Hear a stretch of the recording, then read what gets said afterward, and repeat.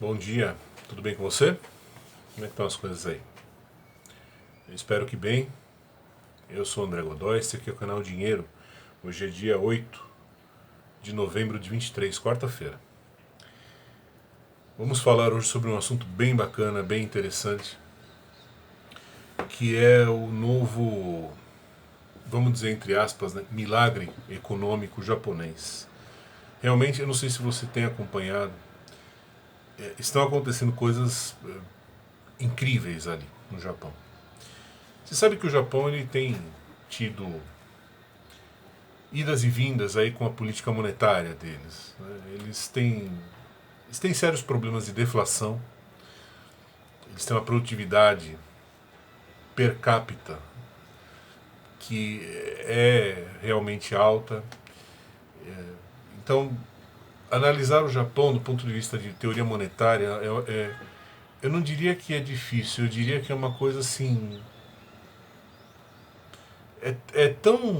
O mundo deles é tão deles que as nossas ferramentas de análise são.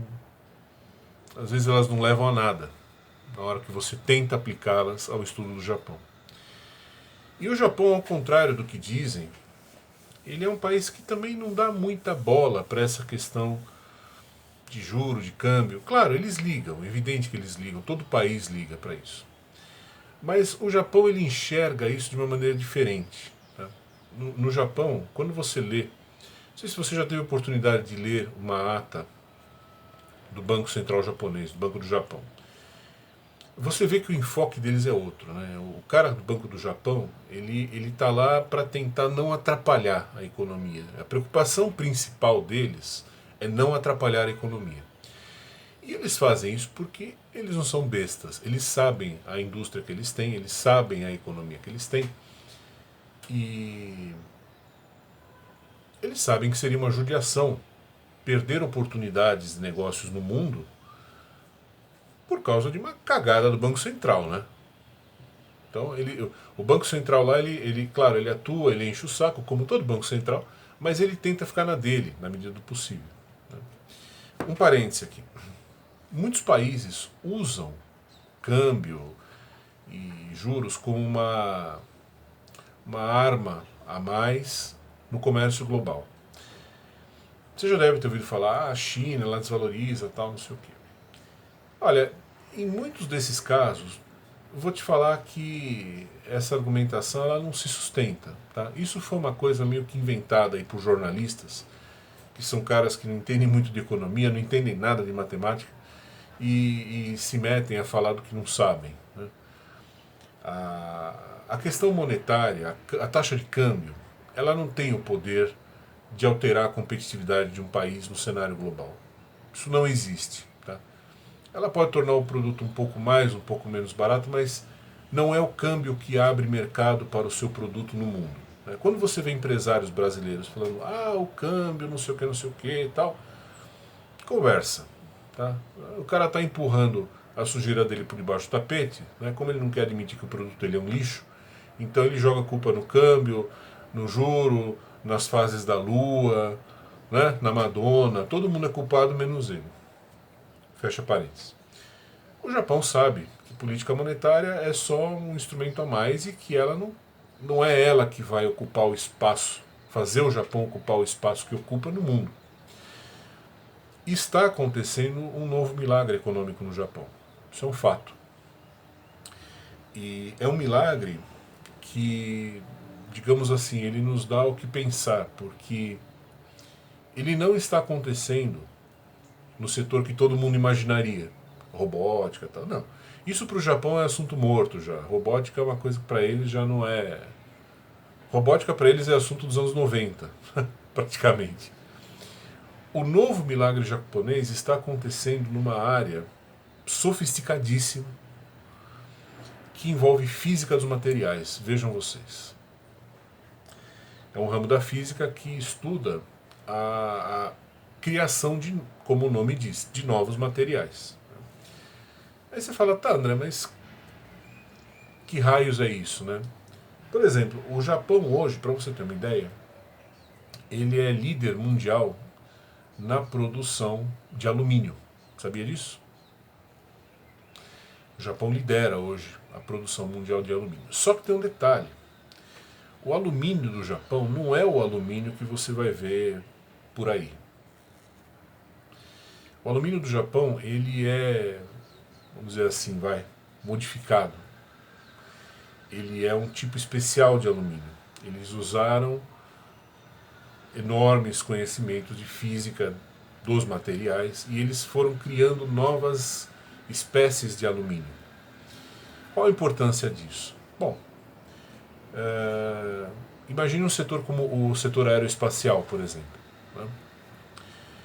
Onde os materiais que você usa na construção são a diferença entre a vida e a morte, né? Uma placa que você usa para fabricar um avião não é a mesma placa que você usa para, sei lá, fabricar um ônibus. Claro que não pode ser, né? Ela tem que resistir a outras coisas, ela tem que, enfim, ela tem 1000 características completamente diferentes das características de uma chapa que você vai usar para fabricar um ônibus, uma chapa de metal, né? E o Japão, ele está milhões de anos-luz à frente do resto do mundo, põe Estados Unidos inclusive nessa conta, no que se refere à criação desses novos metais. Esses novos metais permitem miniaturizações impressionantes. Eles permitem uma resistência a temperaturas que a gente não era capaz de encarar. Enfim, é um setor que quando você olha de longe parece o setor de commodities. Você fala assim, o cara produz alumínio, parece commodity, né? Então, só que o alumínio japonês não é simplesmente o alumínio que a gente vai, tira da terra, põe no caminhão e manda embora. Não é isso. É um alumínio que ele vai trabalhar com todo esse conhecimento científico, né? A gente pode dizer que o que o Japão está fazendo ali não é tecnologia, é ciência, né? Porque é uma coisa tão de ponta, é uma coisa tão avançada, que não é tecnologia. A gente pode dizer que os melhores cérebros da ciência japonesa hoje em dia estão também na indústria, estão nas universidades, mas estão também na indústria. Mitsubishi, Fujitsu, Ishikawajima, não sei se você já ouviu falar. Ishikawajima é um estaleiro, um construtor de navios. E hoje a Ishikawajima tem uma divisão de novos metais, em que ele só desenvolve novos metais a partir desses conhecimentos de física. Falando especificamente sobre essa parte da física, a física dos novos materiais, assim, é uma treta, tá? É um ramo muito difícil, é um ramo da física em que o cara que trabalha nisso, ele tem que ser bom em todo o conhecimento da física, envolve tudo, tá? Envolve eletromagnetismo, envolve física quântica, envolve física atômica e molecular, enfim, é uma coisa muito, muito, muito sofisticada. Tá? É o setor de ponta hoje na física, há muitos anos, é o setor mais importante, digamos, da física. Tem a ver com a criação de novos tipos de computador, você poder criar novos materiais, né? Por exemplo, diferente do silício. Se nós não usássemos silício, usássemos outro tipo de elemento, os nossos computadores seriam diferentes. Ou talvez muito mais rápidos, ou talvez muito mais lentos, mas seriam diferentes. E o Japão está trabalhando exclusivamente em criar esses novos elementos que vão fazer a indústria de amanhã. E claro, eles estão criando novos elementos, novos metais ou variações novas de metais antigos, como o alumínio. Claro, só eles têm esses produtos. Só eles têm esse conhecimento e, portanto, eles cobram o que eles bem entendem. Estamos falando, portanto, de valor agregado muito alto. E isso está empurrando o Japão já para dentro de um novo milagre econômico. É uma coisa maluca, né? Porque é um país que todo mundo diz está morrendo, e está mesmo, está envelhecendo e tal.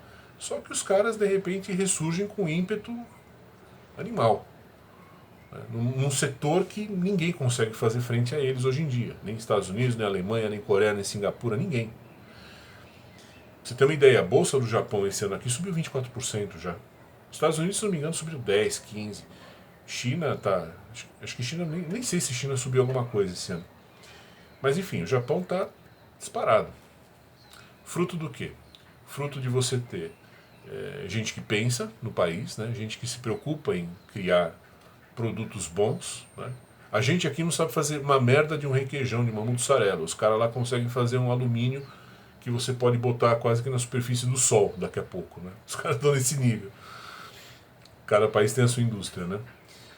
E você tem uma atuação monetária, da política monetária, que ela é de bastidor. Ela está lá para tentar ajudar, ou para não atrapalhar, pelo menos, né? Ela tem, o Banco Central japonês tem essa delicadeza, né? Ele tenta não atrapalhar.